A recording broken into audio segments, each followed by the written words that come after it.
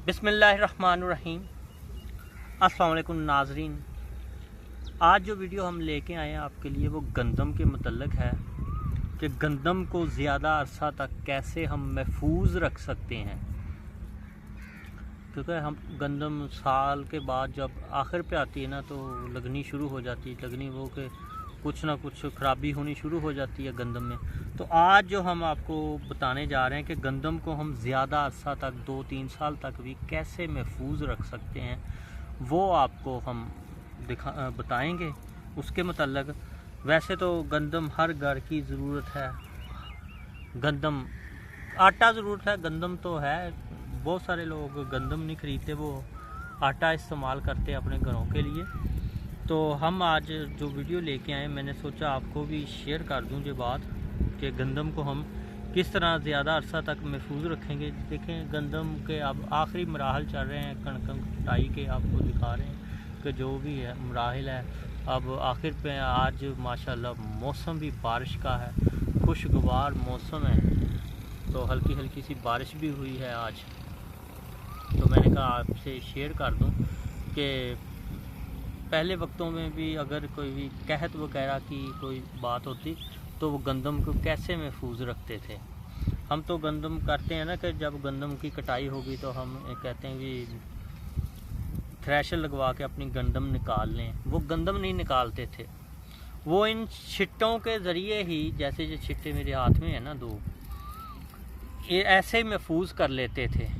ऐसे चाहे आप 3 साल रखें, 4 साल रखें, आपकी गंदम लगेगी नहीं, ख़राब नहीं होगी, ऐसे की ऐसे ही रहेगी, ना इसको कुछ होगा। जैसे चावल है ना, चावल मूंजी में रहे तो वो नया ही रहता है। जब तक आप चावल निकालेंगे तब आपका चावल पुराना होना शुरू होगा। जब तक मूंजी 5 साल पड़ी रहे, 4 साल पड़ी रहे, 3 साल पड़ी, जितने साल मर्जी पड़ी रहे, वो चावल जब भी निकालेंगे नया ही निकलेगा। इसी तरह ये गंदम भी आप जब भी निकालेंगे सिट्टे से, इसे आपने रखना है सिट्टे में महफूज, तो कभी ख़राब नहीं होगी। पर इतना टाइम किसके पास होता कि अब सालों साल गंदम को संभाल के रख ले। वो पहले वक्तों की बात है कि गंदम को किस तरह वो संभाल के रखते थे। अगर कभी भी को कहत का एक बार क्या है कि वो कहत का पता चला तो उन्होंने गंदम को सिट्टे के अंदर ही महफूज रखा कुछ साल, फिर इससे निकाल के ही उन्होंने गंदम तकसीम करनी शुरू कर दी। तो मैंने कहा आज अपने दोस्तों से जितने भी हमारे हमारी वीडियो देख रहे हैं, हम उनको बताएं कि गंदम को हम ज़्यादा अरसा तक कैसे महफूज रख सकते हैं। इस तरह महफूज रखने से ना आप सिट्टे के अंदर पड़े रहेंगे तो आपकी गंदम कभी भी ख़राब नहीं होगी, चाहे आप जब मर्ज़ी से निकलवा लें। तो आज मैंने कहा ये बात आपसे शेयर कर दूं।